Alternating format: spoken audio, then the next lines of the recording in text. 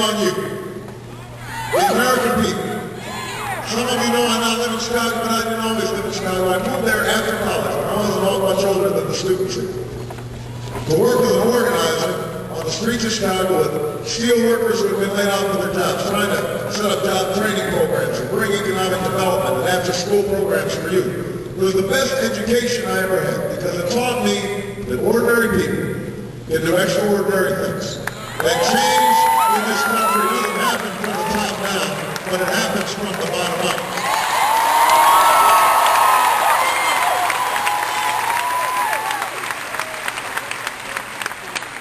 I learned that the American people are a decent and generous people, willing to work hard and sacrifice for future generations. And that if we could just come together across the artificial divides that our politics has set up, across lines of race and religion and region, so that blacks and whites, Asians, Latinos, Native Americans, rich, poor, gay, straight, if we could all come together and join our voices to challenge the special interests of lobbyists that have set the agenda for too long, but also to challenge ourselves to be better parents, better neighbors, better citizens, that there would be no problem we could not solve and no challenge, no destiny that we could not fulfill. And I am here to say to all of you that after a year of crisscrossing the country, after 12 months of shaking hands and eating chicken dinners and knocking on doors and visiting VFW halls and diners and schools all across the country, I am here to report that my bet has paid off and my faith in the American people has been vindicated because everywhere I go, Americans are telling me they want to write a new chapter in American history. They want to go in a new direction, and that's why I'm running for President of the United States of America.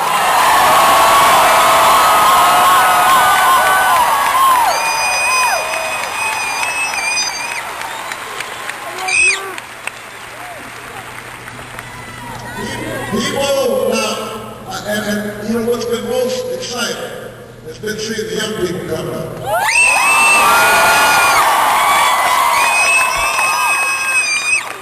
You know, the pundits, when we told them that we were getting all these young people rallies, they said, oh, you know, Howard Dean did that, everybody else did that. Young people in the end, they never come out to vote. And that day in Iowa, on the Iowa caucus, we just saw college students and high school students streaming in and shaking hands with me and saying, you know what, I am so excited, this is my first time to cast a ballot, and I know I can make a difference. We've been seeing that other people.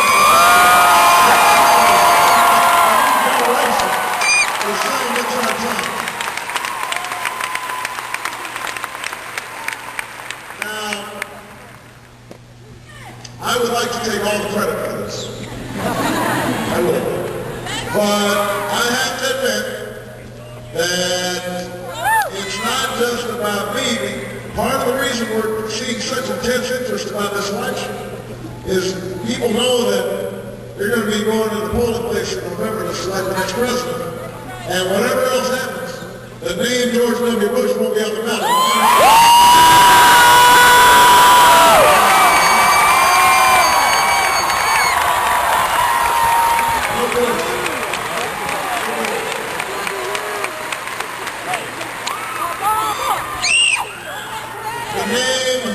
Of my cousin, Big Cheney, won't be on the ballot.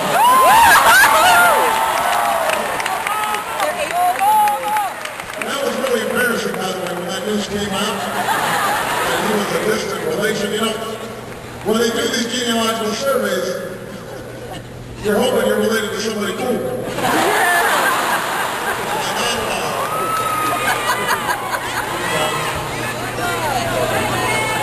Somebody. Big Cheney, that's a letdown. But that's okay, his name won't be on the ballot, which means that the era of Scooter Libby justice and Bavarian confidence and Baltimore politics will finally be over next year.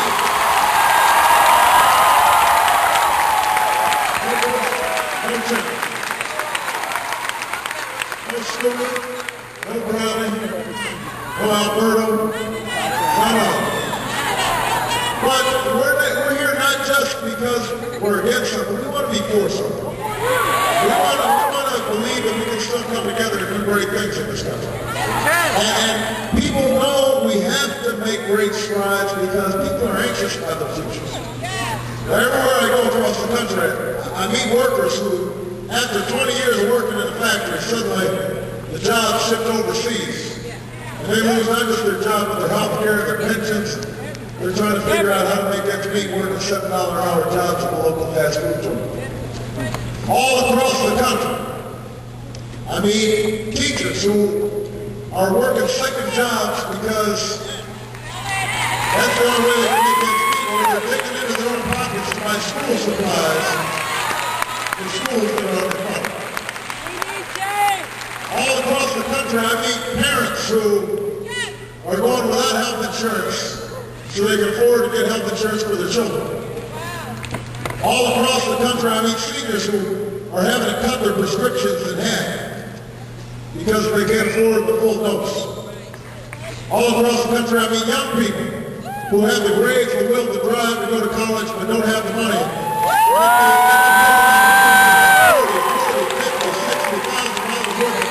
They've got a mortgage before they even have a job. Rather than a home. All across the country, I meet veterans of Iraq and Afghanistan who are proud of their service, and rightfully so, because they have done everything that has been asked of them. They have performed magnificently. But they think about those who they left behind who are still in Iraq, still in Afghanistan. They question the wisdom of a mission that has cost us so dearly in blood and treasure. It doesn't appear to have made us more safe. Sometimes I meet homeless and disabled veterans who wonder how it is that we could have forgotten their service.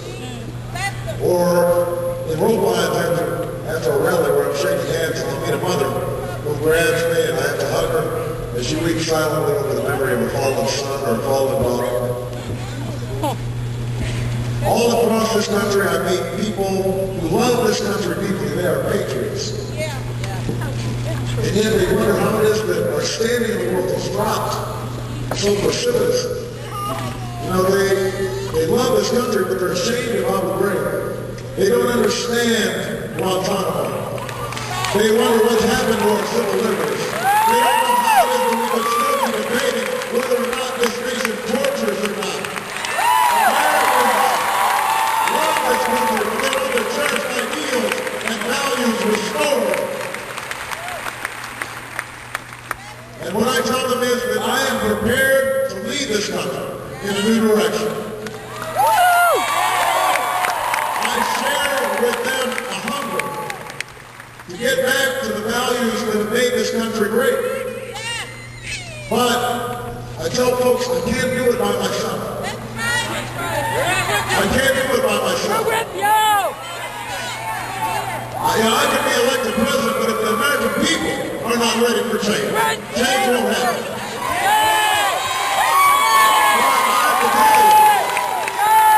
I have to tell you, if you are ready for change, if you believe, then we can go ahead and tell the lobbyists that their days of setting the agenda in Washington are over.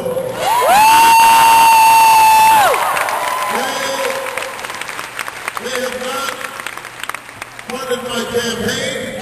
They will not run my White House, and they will not drown out the voice of the American people.